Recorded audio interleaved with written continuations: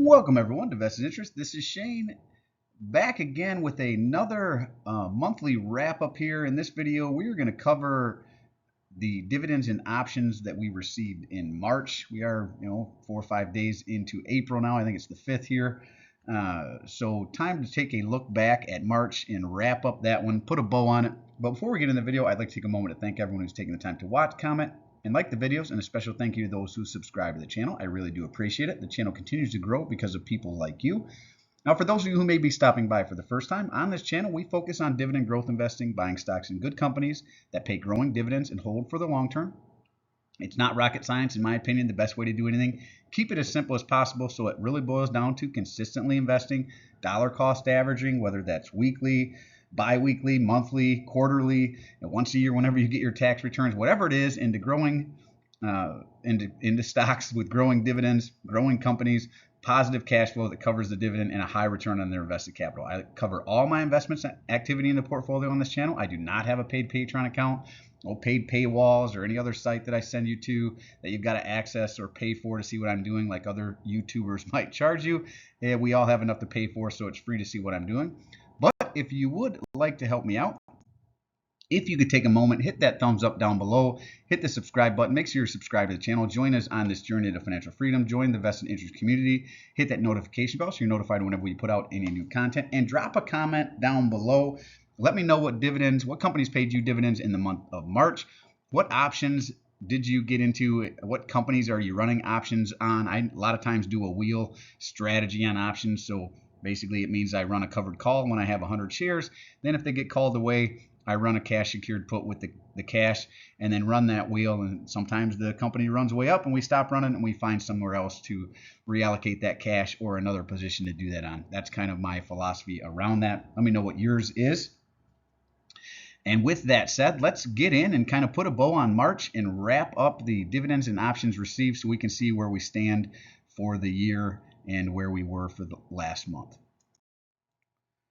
So we did receive payouts from 11 companies and 2 ETFs, and those payouts, the dividends started rolling in on the 1st of March. We received dividends from Pfizer, ticker PFE. This is of the healthcare sector, $105.18 in dividends.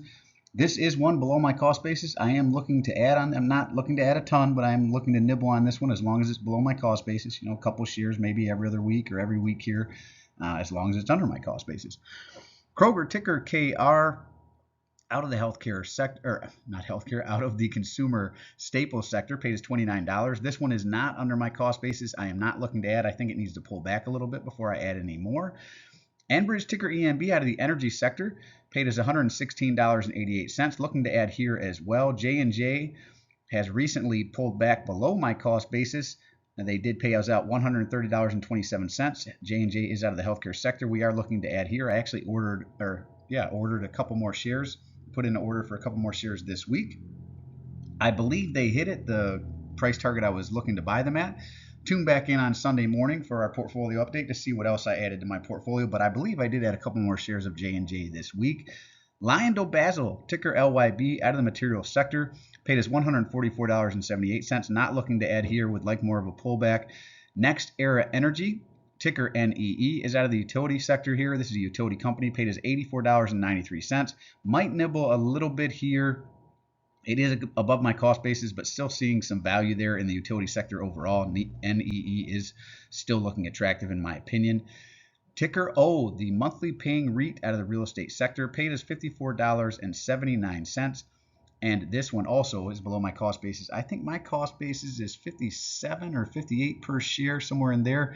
And this one's down in the 52 range. So another one, and I really like the monthly payer that it is. So another one I'm looking to bring down my cost basis and nibble on here, a couple shares every other week or maybe one share a week or something like that. It was on my stocks that I'm going to continue to buy for the month of April, as was J&J. So if you haven't seen that, go ahead and check that out on the channel. Check out that video. There's a couple other companies in there that I think are showing a lot of value right now. Ticker SCHD. This is the Dividend Growth ETF by Schwab. So this is one of the ETFs that I am buying every week this year, regardless of the price. Hopefully it pulls back a little bit more than what it has. It hasn't really been running up, getting in the high 70s. I think it's hit the low 80s even. Really would like them. I was getting this for my daughters last year, I think in the high 60s, low 70s. Should have probably added it to my portfolio then, but it is what it is. This is our first payout, paid us $6.72.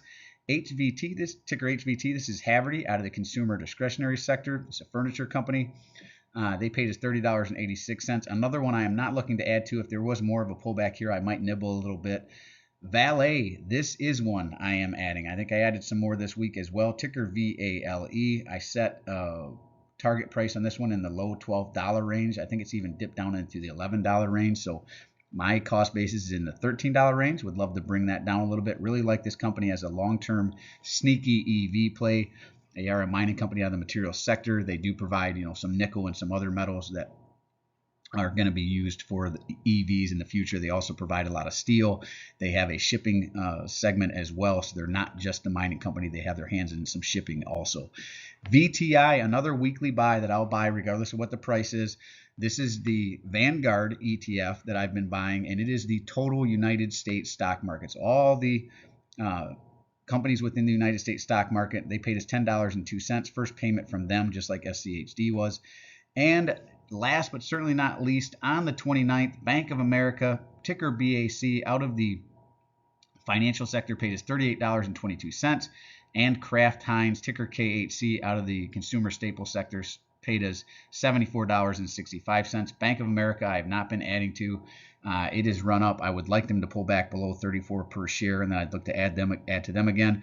And Kraft Heinz is not one I've been adding to either. It is one that I'm actually considering trimming out of the position over the next year if they don't reinstate some dividend raises here.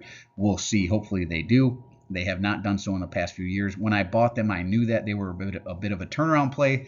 So I've given them a few years, and I'll give them through the rest of this year. But come 2025, if they have not reinstated or are not talking about reinstating that dividend growth, it may be one we look to trim out of the portfolio and roll those funds into another position. All total, we received $965.69 in dividends for the month of March. I believe that may be a new record. Also, we'll see that here in a little bit.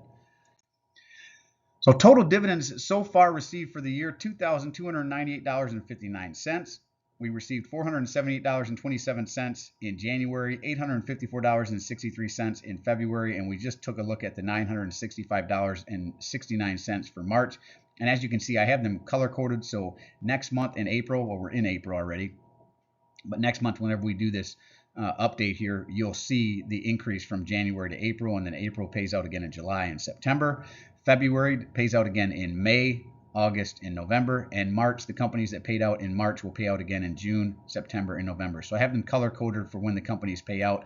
And then Realty Income being a monthly payer, obviously they're going to hit every one of these.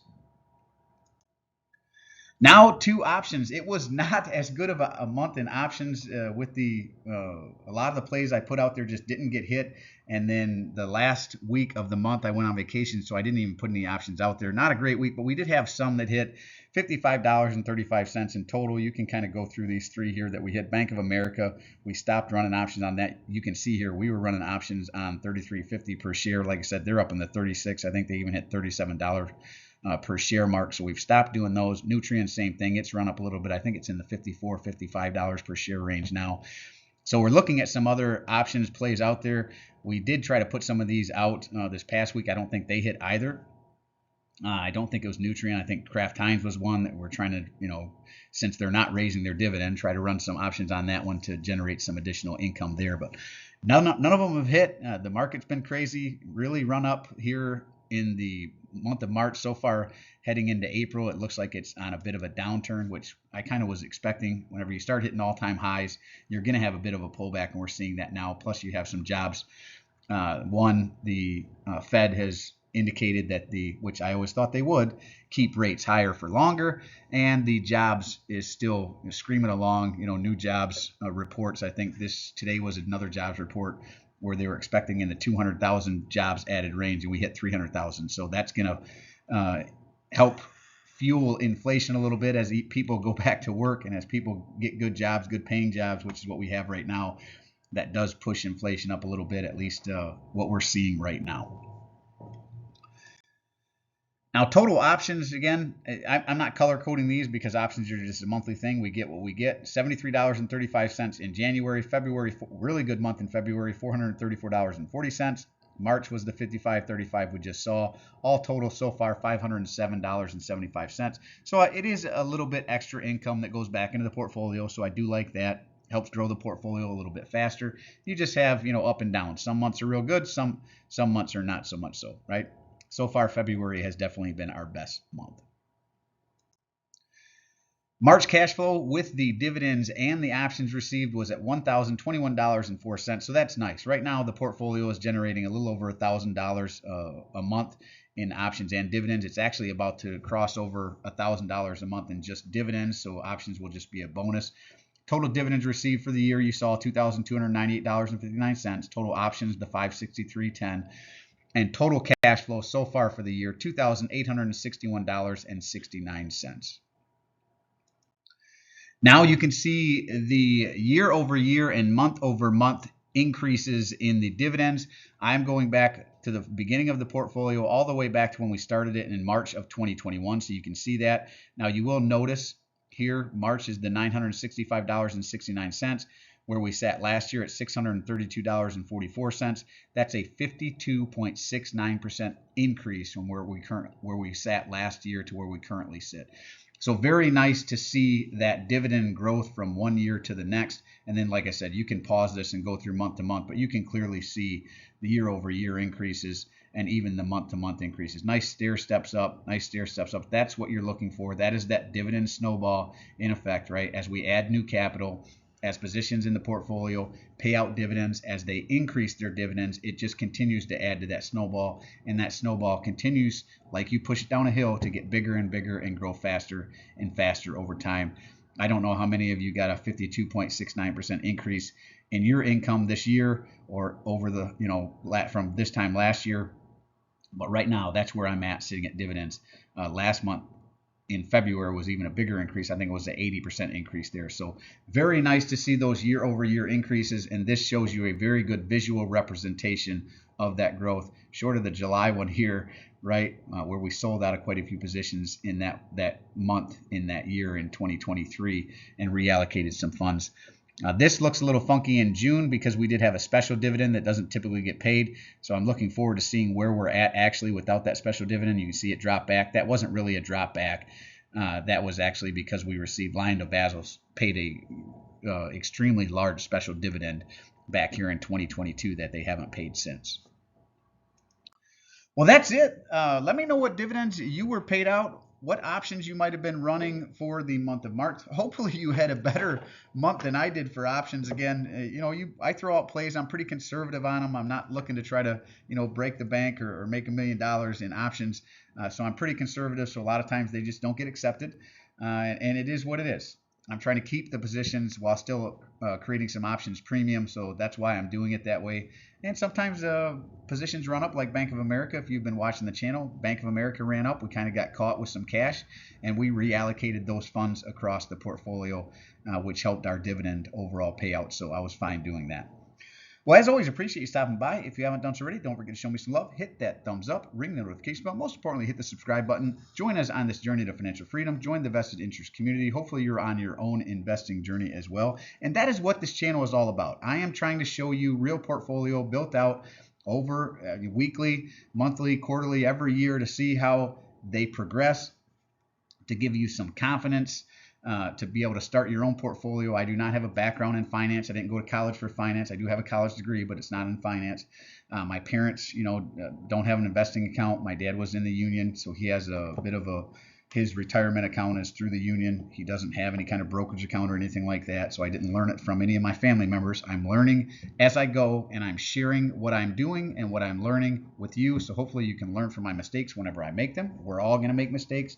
Even the greatest investors in the world make mistakes, so don't be afraid of making mistakes. If that's a reason not to invest, it's a bad reason not to invest, because we're all going to make them. Just hopefully you learn from them and don't make the same mistake. And if you haven't started your own investing journey, let me know in the comment section down below what is keeping you from doing so. I do personally read and respond to the comments. I'm always interested to read your questions, opinions, or suggestions for future topics. And this is Shane signing off, wishing peace and prosperity to you and yours. And remember, financial security comes with those who take a vested interest. Hey, thanks for stopping by. Hope you have a great week, and we'll see you in the next one. I'm not a financial advisor. Nothing in this presentation should be considered financial advice. I'm only sharing my opinion and investing journey for educational and entertainment purposes. Investing involves risk against money. You should never invest any amount you're not comfortable losing. Always do your own research. Invest based on your situation and circumstances and select criteria. Always seek the advice comes from a certified financial advisor.